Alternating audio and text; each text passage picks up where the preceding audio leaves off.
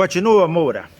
Então, como eu estava falando para vocês, se vocês prepararem o corpo de vocês antes da primeira refeição, vocês podem chegar na casa de qualquer amigo, de qualquer familiar, sentar na mesa e se alimentar. Que hoje, o maior medo da população que tem problema de pressão, quando chega na casa de um amigo ou de um familiar, ele já fica com medo de se alimentar.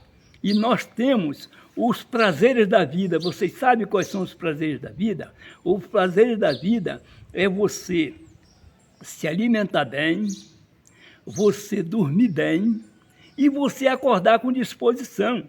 Porque 60% da população hoje, o que acontece? Às vezes elas dormem bem, mas só que acorda mal. Não acorda com disposição. Quer dizer que aí você vai ver que sua saúde não está perfeita. E para você ter uma base melhor, o que é a nossa saúde, você só vai ver que sua saúde está boa quando você passar pelo sanitário.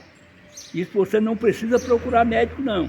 Eu vejo que tem muita gente que fica desesperada aí, chama o Uber, tira o carro da garagem, vamos para o médico. Não precisa. Você olhou o seu familiar, que já tem uma certa idade. Se ele estiver com a fisionomia meia esquisita, não fica preocupada, não. Vamos esperar a hora que ele passar pelo sanitário. Porque depois que essa pessoa passar pelo sanitário, é que a gente vamos ver como é que está a saúde.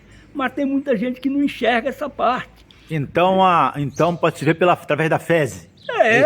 Não, fezes e urina. É o problema. Fezes e urina, né? Quando você... O sanitário que eu digo porque no banheiro nós entramos para fazer o xixi, né? Mas o sanitário é quando nós vamos defecar.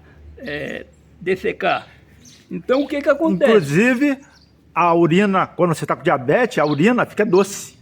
E outra coisa, como eu estava te falando, Daniel, se você se cuidar, preparar... eu, por exemplo, eu desafio essa medicina aí. Por quê?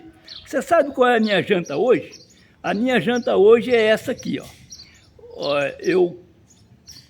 uma noite é angu, na outra noite é arroz doce e na outra noite é cuscuz. Tudo doce.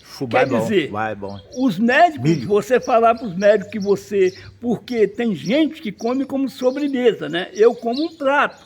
Eu como um prato de angu, como um prato de cuscuz, como um prato de arroz doce. E aí o que acontece?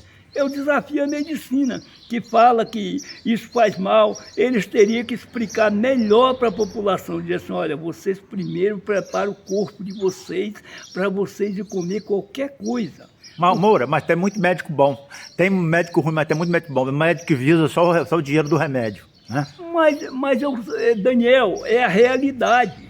É por isso que eu falo que hoje nós temos 30% de qualquer classe que você pode tirar o chapéu. Confiar.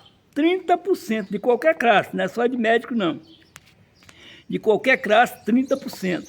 Uma ocasião, quando eu estava recitando poesia lá na Praia de Cambuinhas, aí eu conversando com um advogado, e aí quando eu fiz uma música para o Renê da Mega Sena, quando mataram ele, né? Quando ele foi assassinado, então eu fiz uma música. E aí quando os caras se identificavam como advogado, era essa que eu botava logo.